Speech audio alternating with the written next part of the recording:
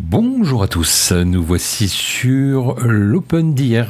J'ai pas eu vraiment l'occasion de pouvoir faire un live. Donc du coup, j'ai enregistré ma session pour vous montrer un petit peu quelle position j'ai pris, pourquoi j'ai pris des trades à ce moment-là. Et on va décortiquer ça ensemble. Donc c'est parti. Côté gauche, nous avons évidemment le footprint qui pour moi est très important puisqu'on peut voir ce qui se passe au niveau des bougies, tout ce qui est achat et vente effectivement agressif, passif et également éventuellement s'il y a des accélérations, on va pouvoir les voir beaucoup plus facilement puisqu'on a beaucoup d'indications sur le footprint. Donc ce que j'ai fait, j'ai vu qu'il y avait pas mal de volume sur le côté gauche, là, sur la grande bougie rouge. Donc, je me suis dit, pourquoi pas tracer d'abord un rectangle, enfin, plutôt un carré, pour pouvoir voir si on arrive à sortir de cette zone qui nous permettrait éventuellement, de prendre une vente ou tout simplement un achat. Donc, à voir comment le marché va réagir à l'ouverture de Wall Street. Et en fonction de ça, on va voir si on peut engager quelque chose, évidemment.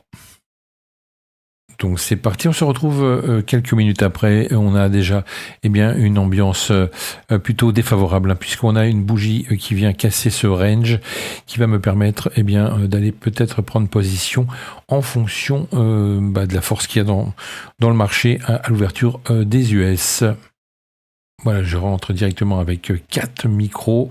Je suis sur le compte master de Bullnox et je vais essayer de suivre ce trade et en espérant également que ça ne fasse pas un fake break. Donc si ça doit débouler, ça va débouler. On va voir comment ça réagit par rapport au prix et au niveau de cette ambiance que nous avons sur les marchés actuellement. Voilà, une accélération des vendeurs. Donc bien positionné, on est plutôt bien. On a déjà fait un petit gain sympathique. On va essayer de protéger ça rapidement quand on sera un petit peu plus bas. En tous les cas, pour l'instant, ça casse le range comme on avait prévu. On attendait vraiment la cassure des volumes qui se trouvaient sur la bougie rouge à gauche que je vous ai déterminé en début de cette explication de ce live. Et on va voir si on a des retours ou pas dans ce range pour éventuellement essayer de faire autre chose après. Pour l'instant, on a un petit retour sur le niveau. On est en train de faire des absorptions, donc on attend de voir si éventuellement on arrive tout doucement à redescendre dans la même direction. Ça nous permettrait plutôt de se sécuriser rapidement et ne pas se mettre en danger avec 4 micros évidemment. Donc à bien surveiller votre position quand vous êtes en 4 micros, ça commence déjà à bouger un peu plus comme tout à l'heure. On va voir si on arrive à descendre au moins dans la zone des 20 690 dans un premier temps. C'est une zone intéressante pour moi si je devais racheter ou si je devais sortir de ce trade. Pour l'instant, on est en dessous effectivement de ce range que j'ai tracé un peu plus haut. On continue de descendre et c'est très très bien comme ça.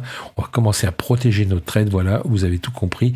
Je protège avec 2 micros. Voilà, et je vais pouvoir après tout à l'heure faire carrément repositionner un autre stop tout simplement.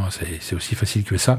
Voilà, je reste toujours sur le BE. Voilà, j'ai protégé ma position et comme ça, je suis tranquille. Si ça remonte, ce trade ne me coûtera rien puisque les frais seront payés tout simplement. Alors, on arrive directement sur cette zone que j'avais déterminée à l'avance, évidemment. Une zone qui pourrait avoir une réaction acheteuse. Donc, on va regarder s'il y a des réactions. Pour l'instant, on est très très rouge. On a beaucoup de vendeurs qui sont en position sur le footprint et qui poussent le prix. Et on n'a pas l'air de vouloir remonter pour l'instant, mais on pourrait avoir des acheteurs qui reviennent en force à un moment donné sur ce niveau qui est très intéressant, puisque je vous l'ai dit, les 20 690 était intéressant pour moi. Maintenant, à voir si on peut retourner un peu plus bas, ce qui serait beaucoup mieux pour pouvoir éventuellement baisser les stops. En tous les cas, le premier stop qui se trouve sur le point d'entrée pour pouvoir éventuellement encaisser si ça se retourne.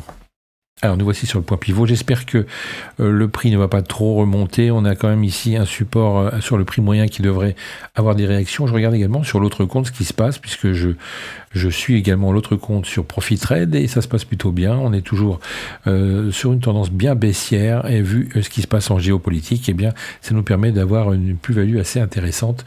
On est déjà à plus de $700 avec 4 micros, donc c'est plutôt pas mal et on n'a pas vraiment d'acheteurs qui se profilent en contre sur les vendeurs, donc ça a l'air de tenir pour l'instant sur le prix moyen. On va voir si on peut descendre un peu plus bas.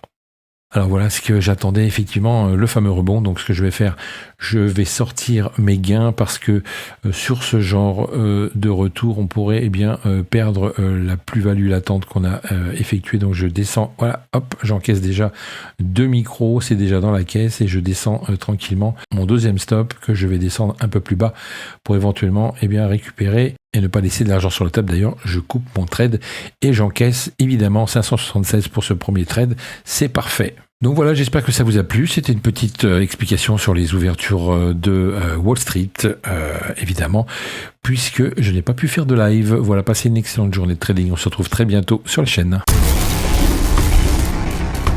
FX Corp Trading,